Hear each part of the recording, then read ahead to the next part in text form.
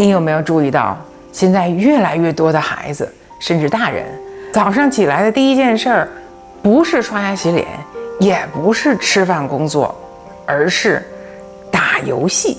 当你劝他写完作业、干完事儿再玩吧，他往往回一句：“玩一会儿再做，都一样的。”可是，真的一样吗？你可能有过这样的经历，一打游戏，几个小时就晃过去了。本来想学点东西，却怎么也提不起劲儿，只想继续躺着摆烂。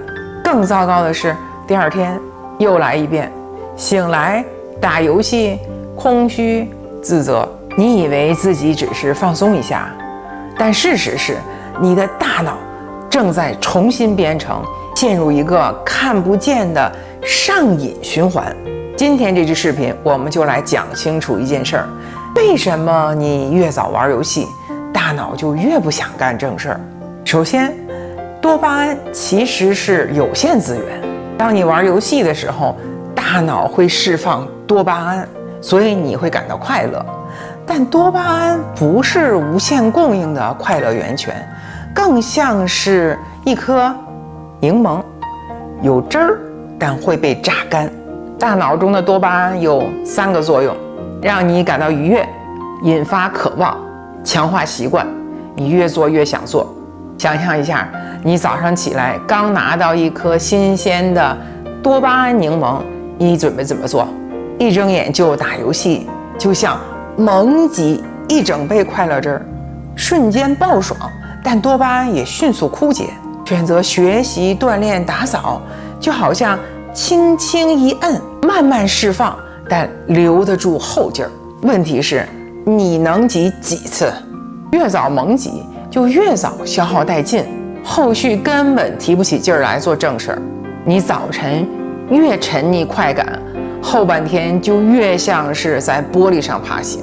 其次，早上玩游戏正在慢慢摧毁你的动力系统。很多人说，我只是早上玩玩，下午还是能学的。但真相是，你早上干的第一件事儿，正在训练大脑强化那个行为。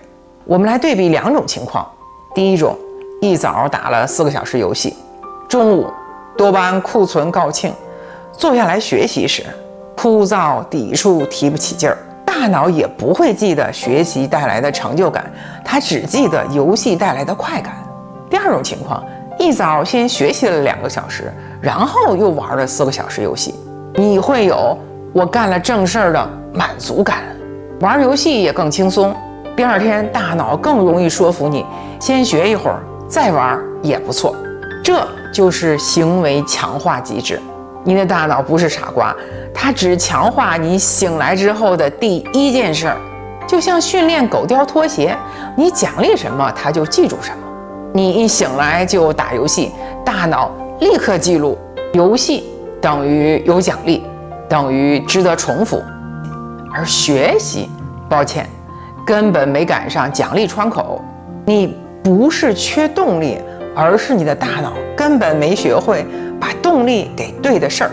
而且你越追快感，越会感到空虚。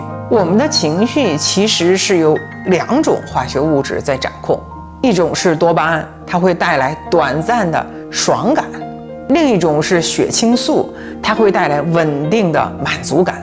打游戏带来的是多巴胺，让你瞬间嗨了，但完成目标、坚持锻炼、整理好房间带来的我真棒的这种满足感，来自于血清素。问题在于，当我们过度追逐多巴胺时，血清素反而会被慢慢压制。你打了10几个小时的游戏，感到空虚、自责、烦躁，不是因为你不快乐，而是因为你不满足。你真正渴望的不是短暂的爆爽，而是踏实、平静、自我认可。而那种感觉只有血清素能带给你。更糟糕的是，当血清素变得越来越低，我们的情绪也会变得越来越差。这时候大脑会本能地抓住一切让你快速感觉好的方式来调整情绪，比如更疯狂地玩游戏，赢一局，升个级，打败强敌，这些爆点快感像一支兴奋剂，短暂地盖住了内心的情绪低落。但这只是逃避现实，一过劲儿反而会更失落。所以我们必须小心，别沉溺在这种多巴胺洪流里，越刷越空虚，越打越沮丧。那么该如何重新训练你的大脑呢？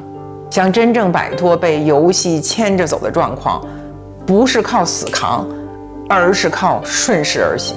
一个核心原则是，在多巴胺最多的时段，优先做最值得被奖励的事儿。这段时间在哪儿？